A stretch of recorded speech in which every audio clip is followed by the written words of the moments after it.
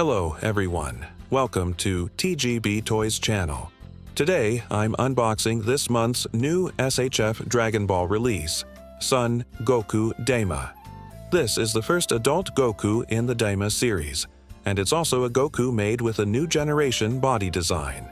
Let's quickly take a look at how it performs. First, the front of the outer box follows the style of this series, with a transparent window and a half-body photo of the figure.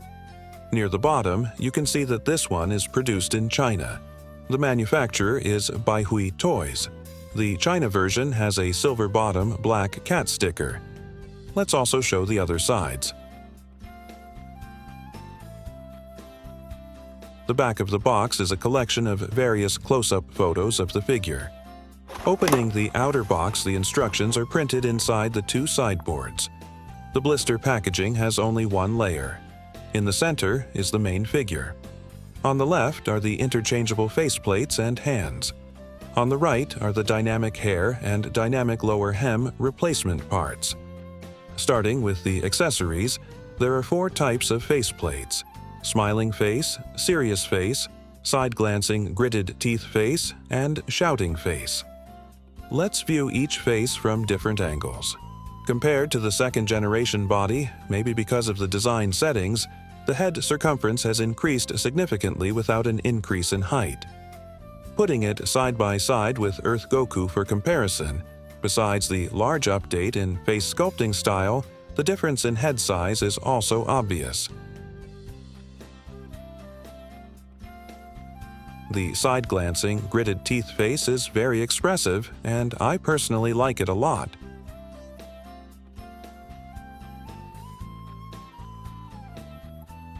The shouting face is also more natural compared to the Earth Goku from a few years ago.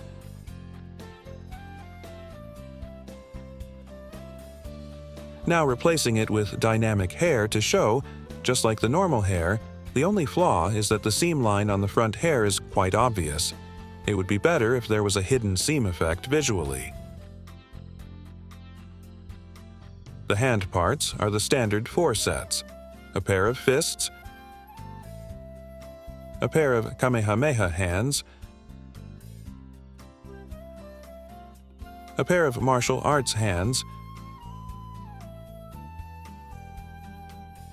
and a pair of open hands.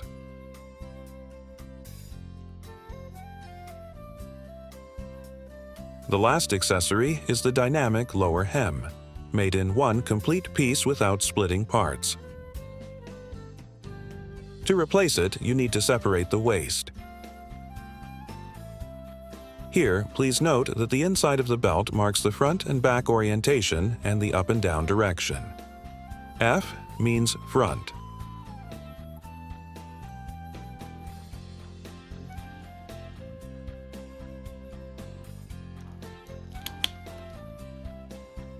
This dynamic lower hem, combined with the dynamic head, can reproduce a very impactful feeling. After viewing all accessories, let's return to the main figure. The first impression of this Goku with the new GI body is a lean build with natural lines. Although, if you're used to the second-generation body, you might feel the shoulders are slightly narrow, especially since the head is now bigger. Compared to the second generation, the muscle line transitions on the arms are also neater, and the sculpt is more conservative. There are 2 new designs that I really like. One is that the blue undershirt is no longer connected with the orange GI like on the second-generation body, but made as separate parts, making the transition between clothes very natural. For example, the wristbands are also made independently. Another place is the addition of articulation at the joint between boots and pants, making the lower leg lines less stiff. As for gait marks and seam lines, this figure performs extremely well. You can hardly find flaws across the whole body. It seems real effort was put into hiding the seam lines on the new body. For articulation, looking down can exceed 80 degrees. Very good. Looking up, only about 20 degrees. Tilting left and right about 40 degrees. The head can rotate 360 degrees. Side lifting of the arm exceeds horizontal. Transitioning into upward lifting is smooth, and the arms can go vertical relative to the ground. Upper arms can rotate freely. Elbow bending exceeds 120 degrees. Thanks to the soft material on the chest, during forward lifting, the fists can easily touch each other.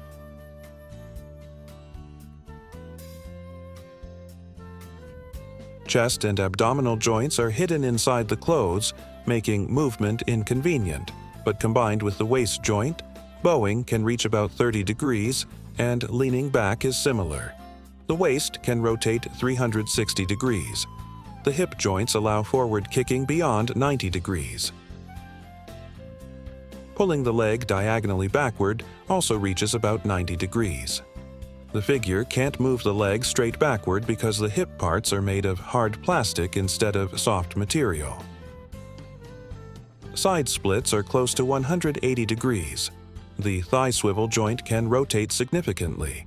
The knee joint is also newly designed, without a separate kneecap part.